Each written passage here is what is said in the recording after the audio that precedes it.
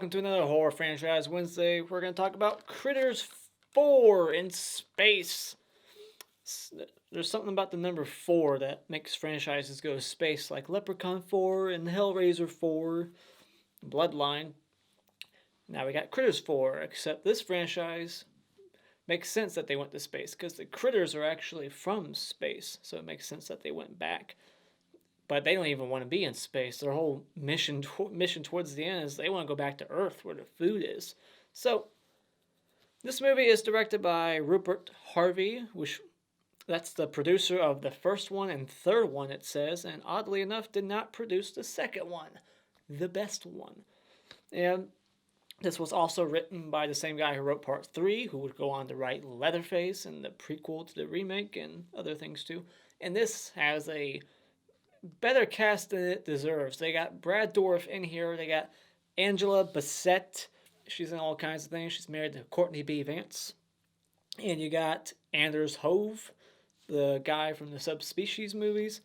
So, good cast, but bad movie. It's like an alien ripoff, and they just kind of throw the critters in here. Like, you could have had any other monster in this movie, and it probably would have worked better if we had better creatures in here. Not to say that the critters are shit, but they're just hardly utilized in this film at all. There's hardly anything good I can say about this movie, but quick plot synopsis. Critters, it picks up right after Part 3. There's 2 critter eggs. They get thrown into a ship to get sent back to space to be preserved. They can't let this critter species go extinct for some reason. It's against their law now, even though in the first 2 movies they were always trying to kill all of them. But now it's like a no-no. But Charlie, he gets into this pod with the 2 eggs and gets stuck in there and gets frozen for over 50 years, wakes up in space, and the critters hatch, and now this space station with these scavengers or whatever they are, salvagers, they just go out and whatever. They have to they have to fight against the critters and whatever. Like, it's just a bad movie. It's not entertaining.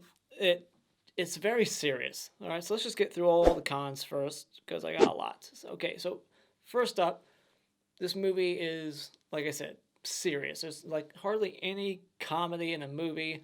The first one was like an even blend. It had some really good goofy moments, and it also had some horror in it. It was a blend of both. Second one tipped the scales more to the comedy. The third one went all drama, like no comedy. And then this one is, again, like 99% serious. Not as dramatic as the third one. There's not like a lot of character drama like in that one. But there is some, especially in the first act. You got like the evil captain who's like way evil for some reason. Like, these characters are poorly written. Like, I don't understand what this captain's deal is.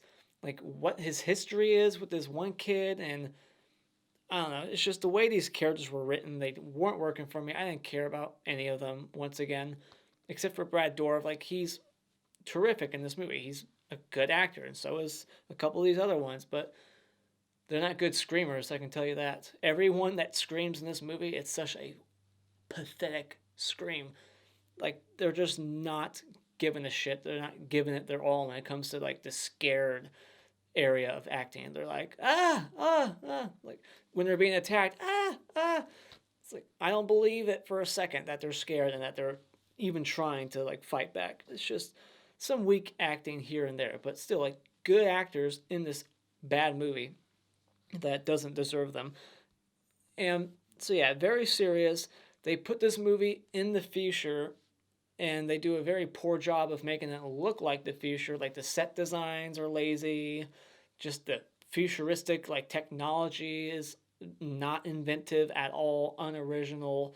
That doesn't look like it's the future at all. The clothing, there's nothing in this movie that made me think it was the future. It could have just been a spaceship, present day. Like, the headsets they're wearing, the shit that they're looking at, it just looks so corny as fuck. It's like a Star Trek episode from the 70s. All the little lights and computer monitors, the way they looked, it's just so fake and movie set like. It felt like I was watching a movie. It didn't feel real at all. It was very low budget looking.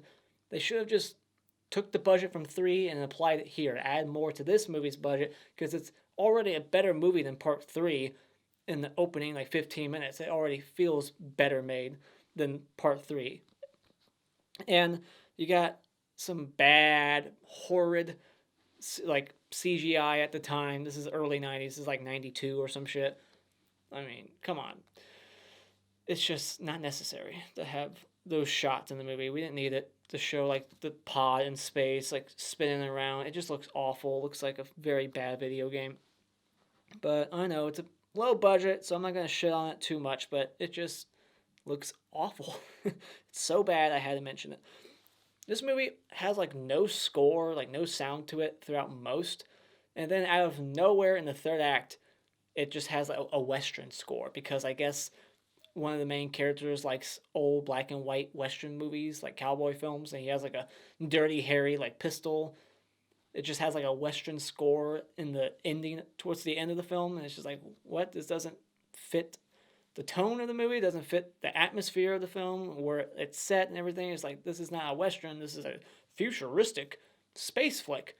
And it's just like, and the music, when like scary things were happening and when people were being attacked, there's like no music. And like if there was, you could barely hear it. Just the score was very lazy, unmemorable, and like I said, Western at times. And it's just like, what the hell is this? And you got two critters throughout most of the movie that we hardly ever see. And then they like start mating with each other. I guess they incest, because I think Charlie does say like, ooh, they've been getting busy, implying that they're fucking to lay eggs.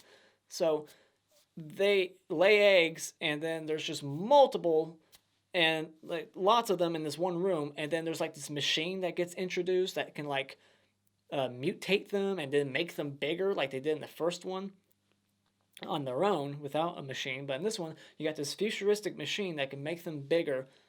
We see one start to mutate, and the effects look good. They're still consistent like the first three, and they're just as good. But we don't see anything from those critters. The big one, never see it, or at least see it do anything. We like these three people go in there. They're bad guys. They're stormtroopers. They even make reference to stormtroopers. They say it out loud, like, you and your stormtroopers, get out of here. They go in a room, and they all die off camera. And we never see those critters do anything. So there's like no critter carnage, no critter action at all in the film, and they don't even use their needles. Like, that's been like a big part of their thing. Like, that's their thing. They always like to shoot their needles out. They did in the first, second, and third one. A lot more in the third one. And this one, they don't use their needles at all. It's like they don't have them anymore. And what was also a thing that the critters usually did in the first two movies especially, that was kind of fun and added personality to them, was they talked. They laughed a lot. They spoke with each other. In this one, there's one line of dialogue that the critters say, and it didn't even need to be said. So it's like, if you're going to make them talk more. Like, give us more of that, because that's comedy. When they talk, it's funny. Usually what they say is funny. So the movie just needed to be more silly, because it's a silly-ass concept with these critters, the way they are. Like, you can't be serious with this type of movie. So the fact that they even tried is just an odd decision. I felt like a bad one, too. So yeah, like the whole, like, just things unexplored, the whole big machine thing that mutates them, that could have been awesome. They could have made all of them big. Just reminded me of Leprechaun 4, when the leprechaun gets huge and then he does nothing. He just gets sent out to space and then blows up. So it's just, it went nowhere. You got a very low body count, 2 on screen, the rest are off screen. So it's just lame kills, not a lot of blood, the kills all suck, and therefore the movie just suffers for it. It's just trying to take itself way too serious, and there's hardly any good critter action. This is a critter movie. We're 4 movies in, and this is the least that we see the critters out of all of them. So the only good things I can say about this movie is Brad Dourif. Love that guy, adore him, just because of Chucky especially. I mean, he is a terrific actor, and he just did like Child's Play 2 and 3 right before this, and The Exorcist 3, which is one of his best performances in The Exorcist 3. I just love, he's like the best part of that movie. Exorcist 3, which I happen to think might be better than the original. So I would have to watch them back to back, but I think I like The Exorcist 3 more than the original. Yeah, there you go. I said it. Controversy. Get at me. But yeah, Brad Dourif, he's great in this. His acting, and he really stands out. The critter effects, like I said, they're just as good as the other ones. There's like the one when it starts to mutate, you can kind of see like its forehead starting to like shift and like bubble. It looked kind of cool, and I like that Ugg comes back and he's evil now. Like he got a promotion and now he's got to make the bosses happy, so he's gonna, you know, do whatever it takes, slap a bitch, and turn on his own friend. Like he doesn't even care about him anymore. Like at all, he's cold now. He is a villain. He's a dick. So I like that. It just changes things up. It's a surprise. It shocks you. You're like, oh wow, I did not know they were going to go that direction. So it makes sense. And I guess one last thing is that we get to see Angela Bassett's butt. We get to see some girl butt. There, we got some nudity in this movie, and it's PG-13, right? PG-13. I think they all are, right? I don't even think it says on here, but I'm going to say it is PG-13. We still get to see some naked chicks. So that's really it. That's all the positives I could say for this movie. So final thoughts. Another unneeded sequel that just does really nothing for me. It's not entertaining. It's not funny at all. It takes itself way too serious. It's got a good cast, but it doesn't deserve them, like I said. And then the critters are hardly on screen. They're on screen even less than they are in Part 3. Still think this is slightly better than Part 3, the acting and the quality of it. And just, yeah, it's not as boring. It's not as badly paced as Part 3. 3 was just miserable. And this is the longest Critters movie of the 4. But it doesn't really feel it. So when it comes to Critters 4, this to me is still just wasted time. Alright, so this movie opens up right at the end of Part 3. It's a good back-to-back watch if these were good movies. Like a Halloween 1 to 2. This picks up like the second that the third one ends with Charlie in the basement. So it would be like a good back-to-back watch if these were good movies and you actually wanted to sit through both of them back-to-back. But I wouldn't. So we get like the logo and it explodes like it's Friday the 13th Part 2. And then it's like the year 2045. And the opening it says 1992 also, which I thought was odd because I'm pretty sure that the first, not the first, but the third movie came out in 91. And I think this one did too. Maybe this is 92, but I think the third one was 91, but whatever. So they got the year wrong again, just like they did in Part 3 when they were saying the shit that happened in the first one was in 84 or 3 or some shit. But it was like, no, it was 86. How do you get that wrong? So it's 2045 now, 53 years later from the events of the beginning of this film. Why does it need to be the future? I don't know. It's unnecessary. It didn't need to be the future. It's so stupid. And they don't even explain why these people are in space, like, and why they're not on Earth. Like, what happened to Earth? We don't get an explanation. Like, this kid says, like, oh, I've never been to Earth. It's like, well, why not? What's going on down there? Is it there? Did it blow up? Was there like global warming? What happened? We don't get any information. Like, what happened to Earth? Why exactly are they out there? They're collecting shit. I don't know what they're doing out there and why they only have one gun on board. Just the captain gets his big laser gun and everybody else is armless. That doesn't seem fair at all. And my name tag's falling off. Isn't that just great? And then I like how he's watching black and white television in the year 2045. It's always in every movie. They're always watching black and white television, especially in movies in like the 80s and 90s. Everybody was just watching black and white television. And his TV is a very small, crummy TV. Not something that you would see in the year 2045, I can tell you that. And their headphones and shit, like, it would be like Bluetooth. We got much better headphones today, and it's not 2045. There's like no creativity to the futuristic devices in this film. And they even got like an Alexa, which is funny because this is way before Alexa. And the Alexa name in this one is Angela. So it's like a 3-syllable A-letter female name, but it's very similar. It's like Alexa, but in this one it's Angela. And it's got this whole like reverse psychology thing going on where it only listens to you, but like it's reverse psychology. It's like, don't do this. And and then she does it. And they just beat that dead horse the entire movie. And then it actually kind of like plays into the plot a little bit later on. He's like using that to his advantage to like trap the stormtroopers later on in the room. It's just such a silly, dumb joke that's not even funny the first time, and they do it again and again and again. He's like in the elevator for 3 straight minutes, like, go here, wait, no, don't go there. It's not funny. And Charlie's alive. He got frozen for 50 years, so he hasn't aged, and so he looks the same, and to him it was instantaneous, and the eggs hatch immediately, like, and they both thaw out quickly. Like, they open up the hatch when they weren't supposed to, but it opens up and they're just thawed out immediately. Like, there's no like thawing process like in Jason X. Like, it took him a while to thaw out. In this one, they're just up and ready to go. As soon as the door opens and the fog, the steam starts coming out, they're just up and ready. And it's just convenience. And so I like how the captain, who's an evil dick, he's also a perv, I like how he walks into the shower of this girl. Like, who is she to him? They're not dating. She's working for him, right? Or is she like the co-pilot?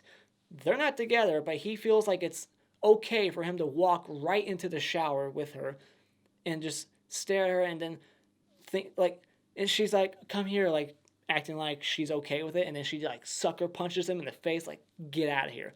And then he's all upset, like surprised that she did that, like, oh man, I can't believe she wasn't okay with me sneaking into the shower with her and looking at her naked body.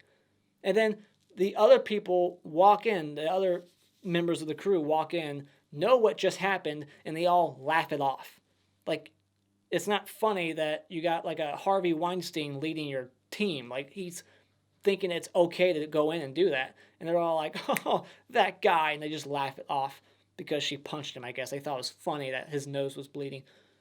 It's like, that's not something you laugh off. That's something you need to report to somebody. Is there an HR in the year 2045?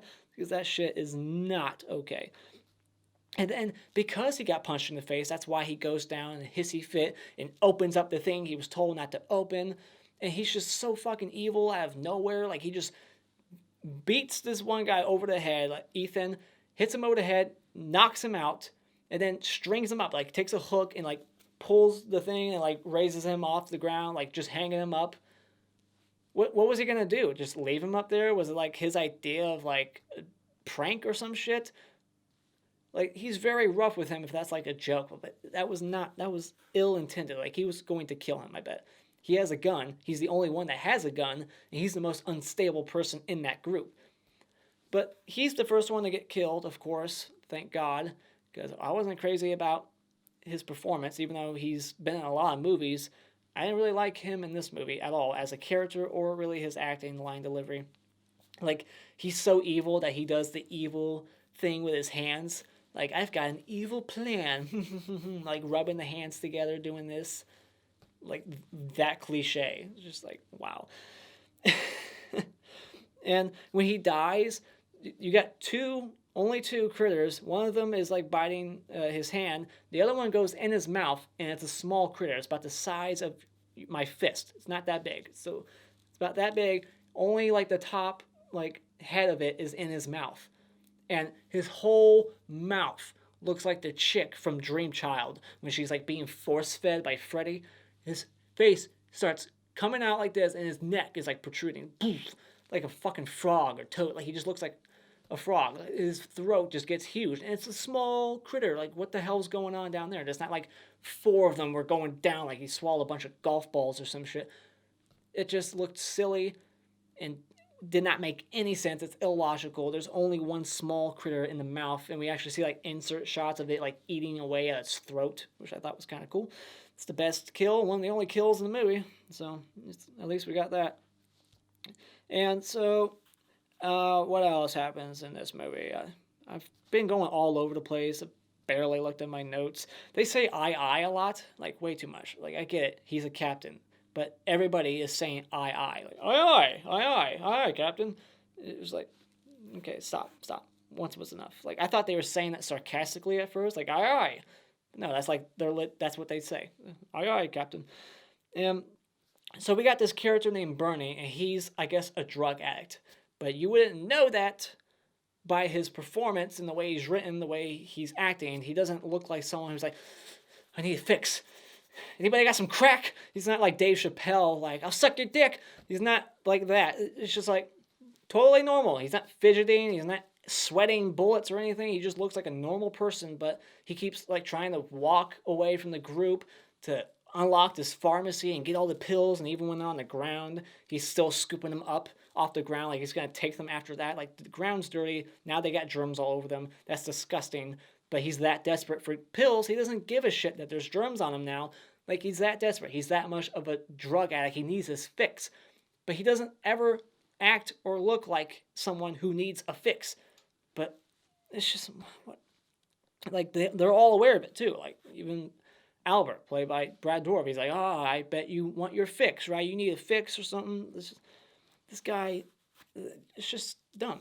I mean, fuck, I'm taking this off. It's about to fall off. It's about to fall off. But when the drug addict is getting killed, like, listen to his scream. It's so pathetic. Like, it's pretty bad. So then we get, like, I'm thinking like a Star Wars reference. I mean, we got a couple of them. You got stormtroopers that are mentioned later on by Brad Dourif. Now, I haven't seen Star Wars, but I have seen the Family Guy parody, and there's a scene, correct me if I'm wrong, where they get in like a trash compactor where the walls close in, and they're gonna like get squished to death. Got the same exact scene in here, but they have to like tell Angela, like, don't squeeze us. Oh wait, no, squeeze us. Don't reverse psychology. So it's like another, like, it's a Star Wars reference, I'm thinking, right? And so what else happens? Bernie, the drug guy, before he died, there was a funny little moment where he's just so blunt about it. Like, Charlie, he just realizes what year it is and that all his loved ones are dead. And Bernie's like, they're all dead. Toast. History. Just being a complete dick. And so the critters, even though they were born today, you know that, like, that phrase, like, I was born yesterday. Well, these critters were born today, and they somehow possess the knowledge to use these futuristic computers. How do they know how to use that technology that they've never seen before? And they were born today. It's not a natural gift that they have, right? So Franz, she finds their eggs and she's destroying a few of them, and then they stop her, like, stop. Why stop her? They're going to kill you, all the critters. That's what they're known for. It's just so stupid. Like, why would you stop them? That makes no fucking sense. And then we get the one quote from the critters. They're like, I'll pack the ship. You go get the kids. And that would take a while. I mean, thinking about it logically, you got these small critters with their small arms, like a freaking T-Rex. And these eggs are almost like half the size of their body. That one critter, that would take a lot of trips back and forth. And he wouldn't be able to roll with the egg in his hands because he would probably crush the egg. So he would have to wobble his ass from point A to point B back and forth to get all 4 or 5 eggs or so. Like, so that would have taken a while. They get this like old Western pistol, and Charlie immediately like shoots like all 5, 6 bullets. I think 5 of 6.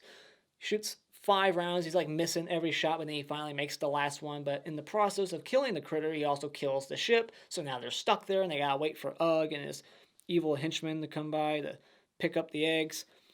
And so then Ugg arrives, and Ugg's evil, and he shoots and kills Brad Dourif's character point blank, and it sucks because he's like the only character that I even gave a shit about even remotely. So yeah, the 3 stormtrooper people, they go into the room. We see that one of them got mutated and big. Door shuts. They all die off camera. We just hear them scream. Lame. Very lame. And then we get like the CO2 kill, like, you know, he gets frozen by the hose and then gets shattered. We've seen that a lot. And Charlie kills Ugg. There's like a Mexican standoff, shoots him right in the face, kills him. And then Angela says, "Hear this," which just made me laugh. It's just like, that's not how a computer would talk. She's like, "Hear this. This place is going to blow up." And then they get on the UGG ship and they leave. And then Angela's giving like a countdown, like, the place is going to blow up in T-minus 10 seconds, 9, 8, 7, 6, and then blows up.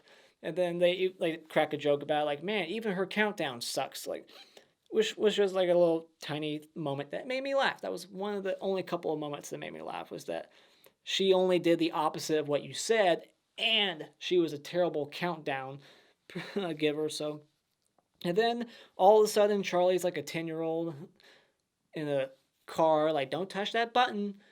And he touches the button, and that's how the movie ends. Like, they're in the spaceship, they leave him alone at the wheel, like, don't touch any buttons. And he gets like his shades on, he's acting like a freaking child, like, I'm gonna touch the red button. And then everything just starts flipping around. It's just a stupid, silly ending. Like, that's a really silly ending for such a serious movie. That doesn't fit what came before. All that crazy shit before did not match up with that ending.